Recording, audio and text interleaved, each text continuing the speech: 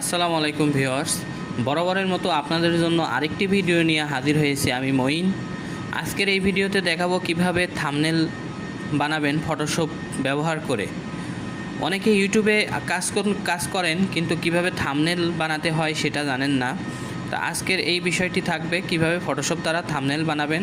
তা আমি সেম নিয়মে ফটোশপ সফটওয়্যারটি ওপেন করে রেখেছি এবং ফটোশপের ক্যানভাসে একটা ছবি রেখে দিয়েছি। এটা ড্র্যাগ করে নিয়ে এসে আমি ফটোশপের ক্যানভাসে রেখেছি। এখন কিভাবে থাম্বনেল বানাবেন, থাম্বনেল সাইজটার মাপ কিভাবে পাবেন সেটা আমি আজকে আপনাদের দেখিয়ে দিব। থাম্বনেল সাইজের মাপটা অলওয়েজ এখানে যে ক্রপ টুল আছে এটা সিলেক্ট করে দেবেন। দেওয়ার পরে এখানে দেখেন ইঞ্চি আছে বা এখানে ক্লিয়ার করে নেবেন, নিয়ে ক্রপ টুলটি সিলেক্ট করে দেবেন। দেওয়ার পরে এখানে থাম্বনেলের যে মাপ সে মাপটা এখানে বসাইয়ে দেবেন। বসার জন্য উইথ যেটা আছে ওইটা আমরা 1280 px দেব এবং 1280 px দেব এবং হচ্ছে হাইট দেব হচ্ছে 720 px 720 px px মানে পিক্সেল, ঠিক আছে? এটা সবসময় মনে রাখতে হবে। রেজুলেশনটা আমরা 300ই রাখবো। রাখার পরে একটা কি করব, কন্ট্রোল অল্টার এন প্রেস করব।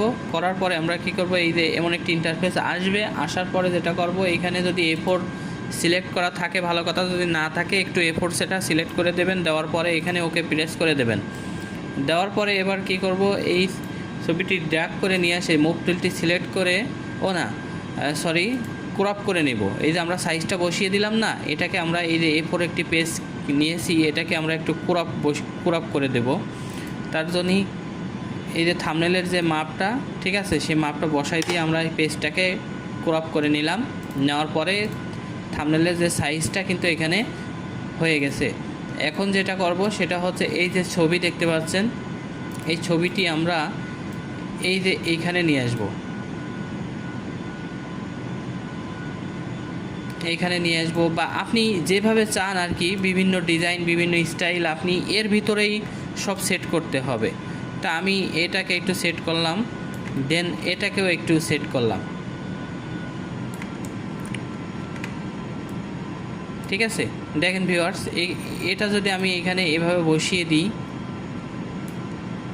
এই থাম্বনেলের ভিতরে এটা কিন্তু অটোমেটিকলি সেট হয়ে যাবে। দেন এইখানে যদি আমি একটু লিখে দিই, লিখে দেওয়ার জন্য আপনাকে যেটা করতে হবে, কম্পিউটারের বিজয়টা একটু ওপেন করে নিতে হবে।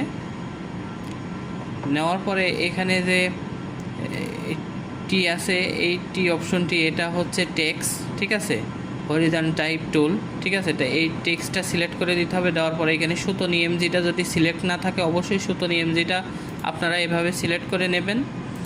নেওয়ার পরে এখানে দেখেন, এখানে হচ্ছে বিজয়টা দিয়ে দেবেন। দেওয়ার পরে এখানে আপনারা সুন্দর করে লিখে নেবেন। আপনার ভিডিওর যে টপিক হবে ওই টপিকের উপরে নির্ভর করে থাম্বনেলের উপরে আপনারা লিখতে পারেন, আবার নাও লিখতে পারেন। আমি লিখে দিলাম ছবির ব্যাকগ্রাউন্ড চেঞ্জ করবেন কিভাবে। আমি একটা থাম্বনেল মানে আপনাদের দেখানোর জন্য, ঠিক আছে, এটা আমি লিখে দিচ্ছি। সরি, এটা হচ্ছে করা হয়নি, সিলেক্ট করা হয়নি, যার কারণে লেখাটা আসতেছে না। সমস্যা নেই। এখানে আমি এই কালারটা সিলেক্ট করে দিতে হবে। দেখেন কালার পিকারের এখানে এসে আপনি যে কোনো কালার সিলেক্ট করে দিতে পারেন। দেওয়ার পরে এখানে লিখতে পারেন, আমি লিখে দিলাম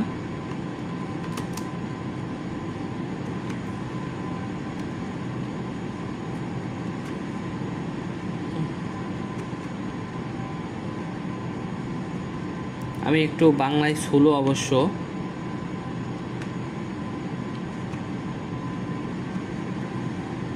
সরি,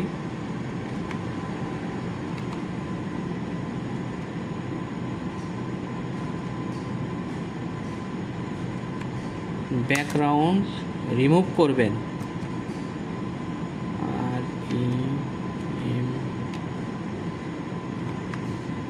সরি রিমুভ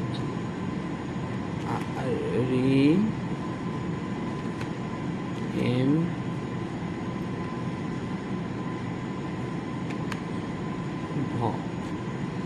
এটা আপনি কম্পিউটারে এভাবে লিখে নেবেন।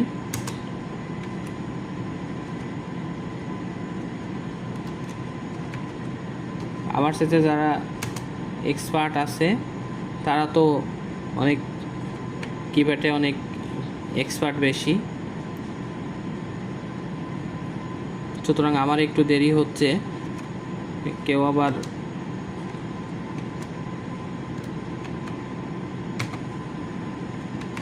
দেন, এটা কিন্তু আমি লিখে দিলাম, ঠিক আছে।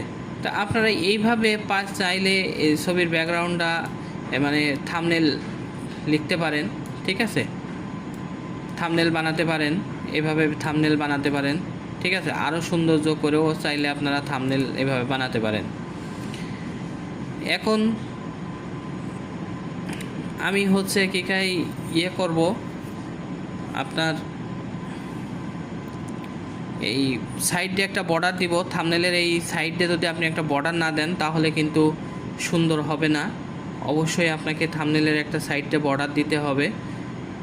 বর্ডার দেওয়ার জন্য যেটা করতে হবে সেটা হচ্ছে কিপ্যাডের Ctrl+N প্রেস করতে হবে, Ctrl+A প্রেস করতে হবে, এডিটে চলে আসতে হবে। এখানে যে স্টক আছে স্টকটা একটু দিয়ে দেবো, এখানে রেড কালারের স্টকটা এখানে দিয়ে দিই।